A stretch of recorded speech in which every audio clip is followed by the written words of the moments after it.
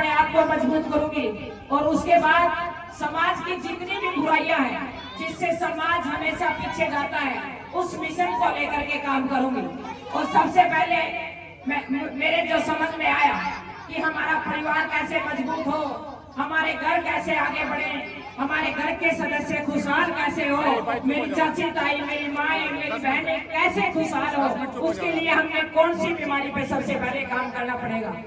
और उसमें सबसे मेजर जब मेरी चाची ताइयों से मिलती हूँ, किसी ताऊ से बुजुर्ग से मिलती हूँ, तो मुझे नशा सबसे पहली बीमारी लगी जिसके ऊपर मिलकर के हमने काम करना चाहिए। क्योंकि जब मैं चाची ताइयों के बीच में बैठती हूँ कुछ पल तो हंसी खुशी की बात होती है, उसके बाद हमारे घर परिवारों की बात होती है तो ताई बताती है कि बेटा है वो शराब पी रहा है या जमाई है वो नशे में धुत है।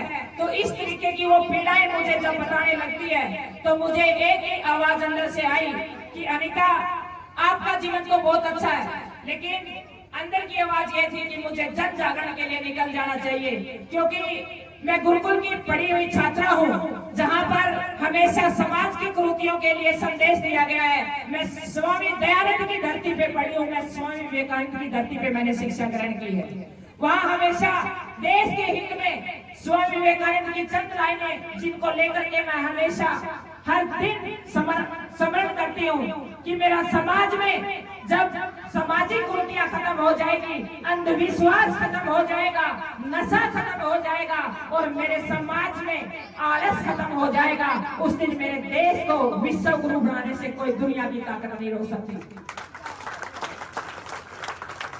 ये भगत सिंह की धरती है, ये सुभाष चंद्र बोस की धरती है, ये उधम सिंह की धरती है। एक बारी मैं सभी माताओं से, सभी युवा भाइयों से, मेरे चाचे ताऊओं से एक बात कल्पना करने के लिए कहना चाहूंगी। एक बार कल्पना करके देखिए, अपने बेटे को अपने सामने बिठाइए, उस बेटे के अंदर उस भगत सिंह का एक बारी रूप देखिए। क्या उस 23 साल के नौजवान ने इसलिए फांसी खाई थी कि आने वाले दिन में मेरे देश का ये युवा नशे में लिप्त होगा? क्या उसने इसलिए हमें आजादी दिलाई थी? क्या मैं पूछना चाहती हूँ मेरी चाची ताइयों को, क्या उस नारायणी देवी ने जिसने उधम सिंह को 2.5 साल की उम्र के अंदर ये कहा, जब जलियांवाला बाग में हत्याकांड हुआ उस टाइम पे उधम सिंह की उम्र सिर्फ मात्र 2.5 साल थी और वो नारायणी देवी उधम सिंह को उठा करके अपनी कोख में वो अपने पति की लाश ढूंढने के लिए उस जलियांवाले बाग में जाती है। वो इस सोच के साथ जाती है कि मेरा पति जिंदा मिलेगा, लेकिन जाकर के देखती है कि उसके पति की उसको लाश बोटी बोटी खिली हुई मिलती है। वो नारायणी देवी, वो महिला, वो मातृशक्ति उस लाश को एक पोटली में बांधती है और उसको उठा करके शमशान भूमि में ले जाती है और उस 2.5 साल के अपने उधम सिंह को एक ही बात कहती है, रे उधम सिंह, आप देख रहे हैं आपका पिता आज इस चिता में दग दग जल रहा है। मैं चाहती हूँ कि उधम सिंह आप अपने पिता का बदला उस जनरल डायर को मार के ले। मैं चाहती हूँ मेरे देश के इन शहीदों का बदला मेरा बेटा ले। वो नारायणी देवी एक ही बात कहती है, उसे पता है कि 2.5 साल के बच्चे को ये बात नहीं समझ में आएगी, लेकिन वो नारायणी देवी, मैं मेरी माँ को एक बात कहना चाहती हूँ, अगर आप चाहती हो आपके बेटे उधम सिंह बने, अगर आप चाहती हो आपके बेटे अंबेडकर बने, अगर आप चाहती हो आपके बेटे भगत सिंह, राजगुरु, सुखदेव बने, तो मैं एक ही बात कहना चाहूंगी, अपने बच्चों को सोते उठते बैठते उनके अंदर वो विचार भरे जो नारायणी देवी ने उधम सिंह के अंदर भरे थे।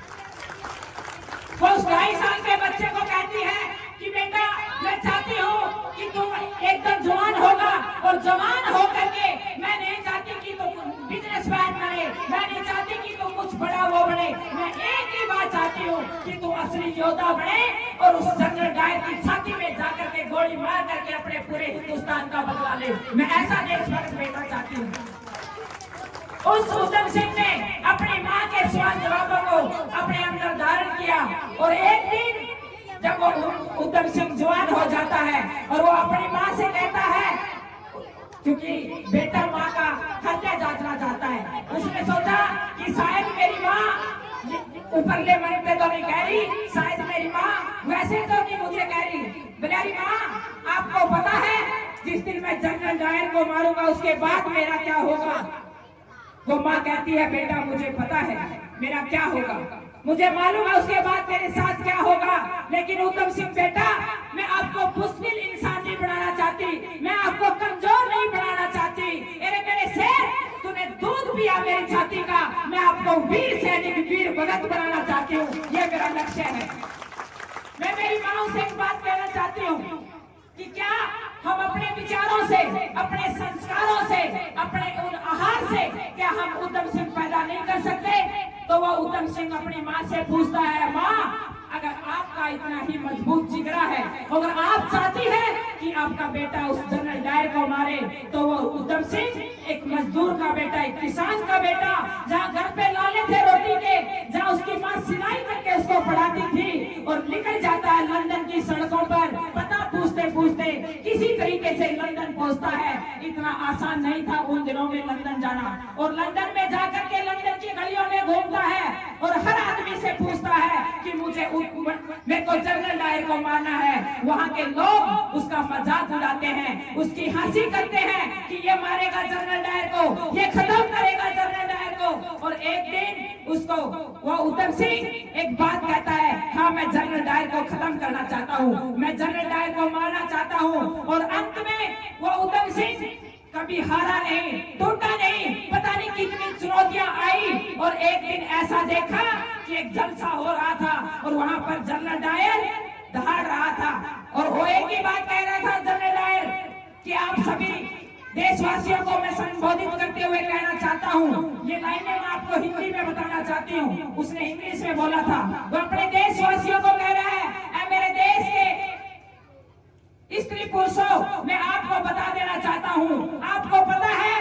सन 1919 में मैंने जलियांवाला बाग में कितने हिंदुस्तानियों को खत्म किया था, और आपको एक बात और बता देना चाहता हूँ कि मैं अब दूसरी बार जब जाऊंगा तो पूरे हिंदुस्तान को खत्म कराऊंगा। लेकिन उसको ये नहीं पता था कि किसी वीर महिला ने यहाँ पर एक नौजवान को तैयार करके, एक उत्तम सिंह को तैयार करके आज तेरी मौत के लिए यहाँ पर भेज रखा है। ये मेरी हिंदुस्तान की माएं है, ये मेरी हिंदुस्तान की क्रांतिकारी माताएं हैं। इतनी बात सुनते ही उत्तम सिंह 2 चौकड़ियों पे स्टेज पे पहुंच जाता है और उस जनरल डायर का गला पकड़ करके उसकी छाती के अंदर पता नहीं कितनी गोलियां उतार देता है और अपने देश का बदला लेता है, और आगे खड़ा हो जाता है, भागता नहीं है, एक ही बात कहता है, अब मेरा कुछ भी हो जाए लेकिन जो मैंने करना था, जो मेरे देश के लिए जो मैंने बदला लेना था, वो मैंने कर दिया। ये बात मैं आपसे इसलिए कहना चाहती हूँ, हमें अपने इतिहास को कभी नहीं भूलना चाहिए। इतिहास गवाह है, अगर हम इतिहास को भूल गए, अगर हमने हमारे कितने वीर शहीदों ने बलिदान दिया, कितने वीर शहीदों की डेड बॉडी हमारे घर पे मिल भी नहीं पाई, कितनी माओ ने अपने बेटे खोए, कितनी बहनों ने अपने भाई खोए, कितनी पत्नियां विधवा हुई। कल ही आज ही मैं अखबार में पढ़ रही थी, सुबह मेरे से अखबार पढ़ा नहीं गया, एक पानीपत का नौजवान शहीद होकर के घर पे आता है, 38 दिन के बाद उसका जन्मदिन था और नया घर 3 मंजिला बनाया हुआ था, उसका उद्घाटन भी था। उसी दिन उस बेटे ने कदम रखना था। 3 बहनें, 1 भाई, 2.5 साल की बच्ची और वो छोटी सी उम्र में मेरी भाभी। मैं खबर पढ़ के सुबह इतनी भावुक हो गई, मेरे पास शब्द नहीं थे, क्योंकि वो पीड़ाएं, वो दर्द मैंने देखे हैं, हर दिन देखती हूँ मैं समाज के अंदर। और मैं कल्पना कर रही थी, क्या मेरा समाज का युवा जो आज फ्रंट पेज पर तिरंगे में लिपटा हुआ एक नौजवान आज मेरे देश में उसी तरीके से बलिदान दे करके आता है। मैं पूछना चाहती हूँ मेरे नौजवान भाइयों से, जो हम सब आज गाँव में रह रहे हैं, शहरों में रह रहे हैं, क्या वो मेरे भाई इसलिए बलिदान देते हैं कि हम यहाँ पर नशे में खत्म हो जाए? क्या वो इसलिए बलिदान देते हैं? क्या वो इसलिए उस सियाचिन जैसे ग्लेशियर पर, जहां पर मैंने खुद भी टैंक लगा करके इतने बड़े बड़े मिशन किए हैं, जहां पर मैंने उन हालातों को पता है, परिवार से दूर जा करके ऐसे हालातों में, और वो अपने देश की रक्षा करते हैं। मैं एक बार पूछना चाहती हूँ, एक ही बात चाहते कि मेरे देश का युवा नशा करे? नशा एक बहुत बड़ी बीमारी है। मैं समाज के व्यक्तियों से बता देना चाहती हूँ, अगर हमने इसको सिर्फ एक नशेड़ी की नजर से देखा तो हम इसको खत्म नहीं कर पाएंगे। नशे के कई कारण होते हैं, गृह कलेश के कारण भी नशा, कई बार बार इंसान डिप्रेशन में आ जाता है और उस डिप्रेशन के बाद इंसान नशे को ज्यादा जल्दी, क्योंकि अपनी बात को भूलना चाहता है। वो चाहता है कि मैं जितना जल्दी अपनी बात को भूल जाऊंगा उतना ही जल्दी मैं इस चीज को, वो नशे से ज्यादा करीब आता है, क्योंकि बाकी चीजों में संघर्ष करना पड़ता है। अगर आपके सामने चुनौतियां आ गई, विपरीत हालात आ गई, उसके लिए आपने लड़ना होगा, लेकिन हर व्यक्ति वो नहीं कर पाता है और वो नशे को अपना साथी बना लेता है। मैं चाहूंगी अगर आपके घर में कोई बच्चा नशे में है तो आप मेरी पूरी टीम को मिलाए, हम उससे काउंसलिंग करेंगे, उससे बात करेंगे, उसका ट्रीटमेंट करेंगे, ताकि एक बच्चे का जन्म, अगर एक बच्चे का जीवन बच जाता तो हमारे लिए बहुत बड़ी कामयाबी की बात है। कई बार कई काऊ पूछ लेते हैं अनिता बेटा इस मिशन से आपका क्या होगा, आप जो ये जन जागरण छेड़ रही हो। मैं आपको एक बात बता देना चाहती हूँ, एक तालाब पे एक रामफल अंकल जैसे एक व्यक्ति बैठे थे और वो जब तालाब में से जाल आ रही थी तो मछलियां उठा उठा करके उस तालाब में फेंक रहे थे। वहां पर एक व्यक्ति गुजर रहा था, मेरे चाचा जोगिंदर जी बैठे हैं, उन जैसा व्यक्ति वहां गुजर रहा था। वो मजाक करने लगे, बोले भाई क्या पागलपन कर रहा है, कितनी मछलियां मिला वापिस डालेगा तू तालाब के अंदर, कितनी अब बच पाएगी। तो रामफल अंकल ने बोला भाई जो मेरे बस का है, जितनी मेरे हाथ में आएगी मैं वापस डालूंगा, उनका जीवन तो मैं बढ़ा पाऊंगा, ऐसा मेरा मानना है। तो मेरा ये मानना है कि जन जागरण से जितने भाई मेरे संपर्क में आएंगे, जितने भाइयों से मैं मिल पाऊंगी, जितने भाइयों की मैं जिंदगियों को समझ पाऊंगी, उनको तो मैं बचाने का काम करूंगी। मैं आप सभी ग्रामवासियों से निवेदन करूंगी कि ये मेरी यात्रा यहीं तक की नहीं है, ये मेरी यात्रा बहुत लंबी है। मैंने इस धरातल पे बहुत सारी पीड़ाएं देखी हैं, 12 साल की उम्र में पिता खोया, बहुत सारी चुनौतियां देखी, बहुत सारे ताने सहे, बहुत सारी कठिनाइयां देखी, लेकिन मैं एक बात कहना चाहती हूँ, मैं अपने समाज को खूबसूरत बनाना चाहती हूँ। मेरे लिए बहुत सारे अवसर थे आगे बढ़ने के लिए, लेकिन मैंने यहाँ आकर के काम करना मेरे लिए सबसे बड़ी खुशी, क्योंकि आज एक भाई स्टेज पे बोल रहा था, कल मेरे को कॉलेज में मिला, कहने लगा अनिता बहन मैं लिखता अच्छा हूँ, मेरे को मंच नहीं मिलता। मैंने कहा मेरे साथ आइए भैया, मैं आपको मंच दिलाऊंगी। ये पता नहीं गाता गाता कितना बड़ा कलाकार मिल जाए, मैं तो एक सिर्फ तिनके का सहारा हूँ, सारी इसकी मेहनत होगी। अगर ऐसे युवा बच्चे आगे निकल गए, अगर मेरी बहनें आगे निकल गई, कल परसों का ही एक मेरे पास फोन आया रात को कि अनिता बहन आप बहुत ज्यादा नशे में को लेकर के काम कर रही है, मैं नशा छोड़ना चाहता हूँ, मैं बहुत ज्यादा डिप्रेशन पे हूँ, मेरे पिता एक्सपायर हो गए थे, मेरी घर की हालात ये है और मैं ऐसी सिचुएशन में हूँ। मैंने आपकी वीडियो देखी और मुझे ये लगा कि अनिता बहन आप मुझे अच्छा समझा पाएंगी। मैंने रात को 12 बजे उस लड़के के साथ बात की और आज 7-8 दिन से वो बिल्कुल दारू से दूर है और हर रोज मेरे साथ बात करता है और एक ही बात कहता, बहन मैं एक दिन आपको अच्छा इंसान बन के दिखाऊंगा। आप सोचिए कितना कमाल होता है। अगर मेरा ये मानना है, आप किसी मंदिर के अंदर जाइए, दादा खेड़ा का सामने स्थान है, यहाँ पर आकर के हमारे को शांति मिलती है। किस लिए शांति मिलती है? क्योंकि यहाँ पर आकर के हमारा मन बहुत साफ सुथरा हो जाता है, निर्मल हो जाता है। अगर हम अपने विचारों को, अगर हम अपने आप को साफ सुथरा रख पाए, अच्छा रख पाए, चाहे किसी भी स्थान पे हो, वहीं जाकर के आपको एक खुशहाली मिलेगी, वहीं जाकर के एक आनंद मिलेगा। मेरा कहने का भाव यही है, इंसान संघर्ष के लिए बना है, जीवन एक संघर्ष है। इंसान ने कभी भी खाली नहीं बैठना चाहिए, चाहे कैसे भी हालात हो। अगर मैं खाली बैठ पाती तो आज यहाँ पर अनिता को नहीं बुलाया गया है, यहाँ अनिता कुंडू बहुत सारी लड़कियां आपको मिल जाएगी, यहाँ अनिता को नहीं बुलाया गया, या अनिता की मेहनत और अनिता के संघर्ष को बुलाया गया है, अनिता के काम को बुलाया गया है। मेरा मकसद एक ही है, मेरी चाची ताई बैठी है, मैं गांव से जुड़ी हुई बेटी हूँ, आज भी मेरा हिसार से बाहर मकान है। आप देख सकते हैं मेरे घर में आज भी मिट्टी का घर है, मिट्टी की कटोरी बिलोड़ी है, मिट्टी की मेरे घर में गाय है, वही कुलड़ी की दाल है। और आज हम गांव में ग्रामीण परिवेश में, आज यहाँ पर कई ताई पूछती है बेटा सारा दिन लड़ाई इतनी बात पूछा मत आई, जिस दिन ये कुकर की किल की बंद हो जाएगी उस दिन हर घर की लड़ाई बंद हो जाएगी। मैं गारंटी के साथ कहती हूँ, मैं दावे के साथ कहती हूँ, क्योंकि जैसा हम खान खाएंगे, जैसा हम भाव रखेंगे, जैसे हम विचार रखेंगे, सहज पके सो मीठा होए, ये समाज की दी हुई बातें हैं। ये बातें वैसे नहीं दी गई है, ये अनुभव की हुई बातें हैं, ये संघर्ष की बातें हैं। क्योंकि ये खाली 4 बजे खेत में जाता था और बड़े संघर्ष के साथ वो मेहनत करता था पूरा दिन, और उसके बाद वो महिला उसका खाना लेकर के जाती थी, हारे पे पकाती थी, दही कटौड़ी की बिलौड़ी की होती थी। ये सादा जीवन होता था, संघर्ष का जीवन होता था, इसलिए खुशहाली होती थी। आज सारा दिन 24 घंटे हम इस मोबाइल की दुनिया में रहते हैं, पता नहीं अपने दिमाग के अंदर कितने नेगेटिव विचार बनते हैं। कहीं कहीं एक्सीडेंट होता है, मर्डर कहीं होता है, हमारे दिमाग में आ जाता है। वो क्यों? क्योंकि सुबह उठते ही हम सबसे पहले उस मोबाइल को देखना शुरू हो जाते हैं। उस मोबाइल के अंदर हजारों चीज उल्टी आती है, कुछ कुछ चीज अच्छी आती है। और मैं एक बात कहती हूँ कि मोबाइल बुरा नहीं है, हम क्या ग्रहण कर रहे हैं ये मैटर करता है। मोबाइल तो मेरे पास भी है, मुझे पता मोबाइल के अंदर देखना क्या है, पढ़ना क्या है, ये चीज बहुत जरूरी है। आज माएं रील बना रही हैं। मैं उन माओं को एक बात कह देना चाहती हूँ, आप चाहती हो मेरा बेटा भगत सिंह बने, उधम सिंह बने? नहीं, अगर आप अपने बच्चों को टाइम नहीं दे पाई, आज आप रील बनाती रहते रहना, एक दिन आने वाले समय में ये आपकी रेल बना देंगे, मैं गारंटी के साथ कहती हूँ ये बात। क्योंकि कोई भी चीज समय के साथ पैदा होती है, खेती खसम सेती, ये हमारे यहाँ की कहावत है। जिस भी व्यक्ति ने खेत में टाइम दिया, 24 घंटे जो व्यक्ति खेत में रहा, मैं गारंटी के साथ कहती हूँ परमात्मा ने उसके जी भर के अनाज दिया, जितना भी उसने चाहा उससे ज्यादा बढ़ के दिया। लेकिन आप संघर्ष से पीछा छुड़ाना चाहते हो। आज के युवाओं को मैं एक ही बात कहना चाहती हूँ, अगर आप चाहते हो कामयाबी चाहिए तो कामयाबी के कोई शॉर्टकट रास्ते नहीं होते।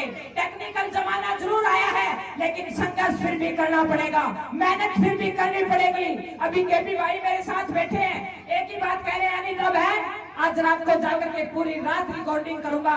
आप देख रहे हैं एक गाना ऐसे तैयार नहीं होता, पता नहीं कितनी रातों की मेहनत होती है, तब जाकर के दुनिया के सामने वो चीज आती है। तो मैं मेरे युवा साथियों को एक ही बात कहना चाहूंगी, अपना लक्ष्य बनाइए, उस लक्ष्य के लिए छोटे छोटे टारगेट बनाइए और उस लक्ष्य को अपने कमरे के अंदर लिख लीजिए। चारों तरफ आपको सुबह उठे बैठे खाए वो लक्ष्य आपको दिखाई देना चाहिए। मैं गारंटी के साथ कहती हूँ, मैं दावे के साथ कहती हूँ, दुनिया की ऐसी कोई ताकत नहीं है जो आपको कामयाब होने से रोक पाए। जिस तरीके से एक भगत सिंह को, उधम सिंह को, चंद्रशेखर आजाद को एक जुनून था कि देश को आजादी दिलानी है, देश को आजाद करवाना है, मेरा देश आजाद होना चाहिए, मेरी भारत माता आजाद होनी चाहिए। उस तरीके से क्या हम अपने घरों के लिए मिशन नहीं बना सकते, अपनी कामयाबी के लिए मिशन नहीं बना सकते? मैं इतना ही कहना चाहूंगी अंत में, अपने बच्चों को अच्छी शिक्षा दे, उनको मेहनती बनाए, उनको कर्मशील बनाए, हमेशा उनको वो रास्ते दिखाए जो संघर्षों से भरे हो।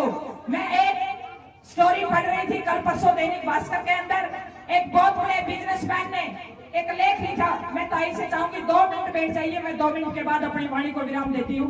बहुत ही काम की बात है, शायद आपके जीवन में वो काम आएगी। एक बहुत बड़े बिजनेसमैन की एक स्टोरी आई हुई थी। उसने कहा कि मेरा बेटा बड़ा होने लगा, मेरा बेटा ने मेरे से लैपटॉप मांगा, मैंने 1000 क्वेश्चन किए, उसके बाद मुझे देखा कि इसको जरूरत है तो मैं दूंगा, अदरवाइज नहीं दूंगा। मैंने उसको लगा कि इसको जरूरत नहीं है, मैंने मना कर दिया। उसके बाद मैंने उसको कहा कि बेटा मेरे पास पैसा नहीं है, बाइक मांगा, मैंने मना कर दिया, गाड़ी मांगी, मैंने मना कर दी।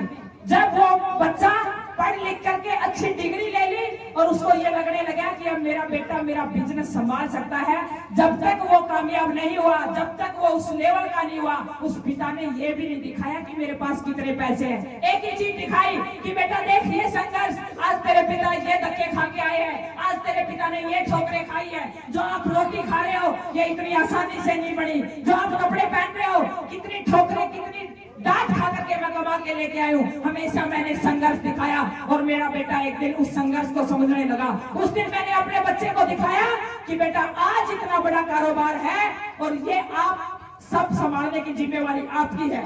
उस बेटे ने पूछा, पिताजी आपने मेरे को 18 साल की उम्र में, 15 साल की उम्र में कभी आनंद ही नहीं लेने दिया, आपने बताया नहीं मैं इतना बड़ा बिजनेसमैन हूँ। उसने कहा, बेटा अगर मैं आपको शुरू से आनंद की बातें बताने लग जाता, अगर मैं शुरू से आपको मौज मस्ती की जिंदगी देने लग जाता, तो आज आप इतने कर्मशील इंसान नहीं बनते, आज आप एक जिम्मेवार बेटे नहीं बनते। मैं अपने चाचे ताऊ माँ बैठी है, मैं एक ही बात कहना चाहती हूँ, कड़वी बात है थोड़ी सी समाज की। हम अपने बच्चों को जो चीज हमें देनी चाहिए, जो जिम्मेवारी हमें देनी चाहिए, जो मेहनत हमें सिखानी चाहिए, वहाँ हम कमजोर रह जाते हैं। हम अपने बच्चों को, जिसको बाइक नहीं चलाना आता उसको हम बाइक पकड़ा देते हैं। पता नहीं कितने एक्सीडेंट होते हैं। जब मैं उन माओ के पास जाती हूँ तो एक ही बात कहती है, परमात्मा को मंजूर था, परमात्मा को नहीं मंजूर था, वहाँ पर हमारी गलती थी, वहाँ हमारी कमी थी। जिस ड्राइवर को वो गाड़ी चलाने नहीं आती उसको हमने ड्राइविंग करना दे दिया। क्या आप अपने बेटों से प्यार करती हो? यदि आप अपने बेटों से प्यार करते हो तो सबसे पहले उसको जिम्मेवार बनाएं, उसको समझदार बनाएं, उसको अपना देश का एक अच्छा नागरिक बनाएं। ये हम सबका दायित्व है, ये हम सबकी जिम्मेवारी है। ये एक बेटी होने के नाते कहती हूँ, क्योंकि हजारों बहनें बिना भाई के जीती हैं, हजारों माएं बिना बेटों के आज जीवन जी रहे। ये कड़वी सच्चाई इसलिए बता रही हूँ क्योंकि मैं उस ग्राउंड लेवल पे, धरातल पे देखी है। जब रोड पे एक्सीडेंट होते हैं तो ऐसे हालात में देखती हूँ, लगभग नशे की हालात में एक्सीडेंट होते हैं। जितनी भी डेथ होती है उसके पीछे नशा होता है, जितनी मृत्यु दर है आप उठा के लीजिए, उसके पीछे सबसे ज्यादा नशे का कारण है। अगर हम इस नशे को नहीं भगाएंगे, इस नशे की बीमारी को नहीं समझेंगे तो आने वाले समय में हमारे देश को ये खोखला बना देगी और हमें किसी देश को गुलाम करने की जरूरत नहीं है, हम अपने आप ही खत्म हो जाएंगे। मैं अंत में इतना ही कहना चाहूंगी, एक बेटी होने के नाते मैंने ये जन जागरण छेड़ा, ये यात्रा शुरू की है, आप सभी का साथ चाहूंगी और मुझे विश्वास है कभी दोबारा मुझे इस बंगाल गांव में आने का अवसर मिलेगा, आप सभी मेरा साथ जरूर देंगे, ऐसा मैं आपसे विश्वास लेके जाती हूँ। मेरा एक ही मकसद है कि यहाँ की गलियां अच्छी हो, यहाँ का जोड़ अच्छा हो, यहाँ के खेड़े अच्छे हो, यहाँ के जोड़ कुएं अच्छे हो, यहाँ की हर व्यवस्था अच्छी हो। लेकिन मेरी एक सबसे बड़ी भूख है कि यहाँ का हर व्यक्ति खुशहाल हो, यहाँ का हर युवा स्वस्थ हो, यहाँ का हर युवा मजबूत हो, यहाँ का हर युवा संघर्षशील हो और यहाँ के हर युवा के सपने हो। मेरी एक दृढ़ इच्छा है। मैं नहीं चाहती कि मेरे युवा हाथ पसार के कोई भीख मांगे, मैं चाहती हूँ मेरे देश का युवा देने वाला हो, कर्मशील हो, संघर्षशील हो, मेहनती हो, विपरीत से विपरीत चुनौतियों में लड़ने वाला हो। मेरा ऐसा सपना है, क्योंकि कोई भी भाई, कोई भी बेटी अपने बहन भाइयों को कमजोर नहीं देखना चाहती। हर बहन से पूछे, वो अपने भाई को हमेशा सोचती कि मेरा भाई पायलट हो, मेरा भाई राष्ट्रपति हो, मेरा भाई प्रधानमंत्री हो। हर बहन की एक ख्वाहिश होती है। क्या मैं ऐसी बहन हो सकती हूँ कि मेरे देश के भाइयों को मैं कमजोर देखूं? मैं चाहती हूँ मेरे देश के भाई बेटियों से भी ज्यादा मजबूत हो, ताकि हर बहन गर्व के साथ कहे कि मेरा भाई मजबूत है। आप सभी को मैं तहे दिल से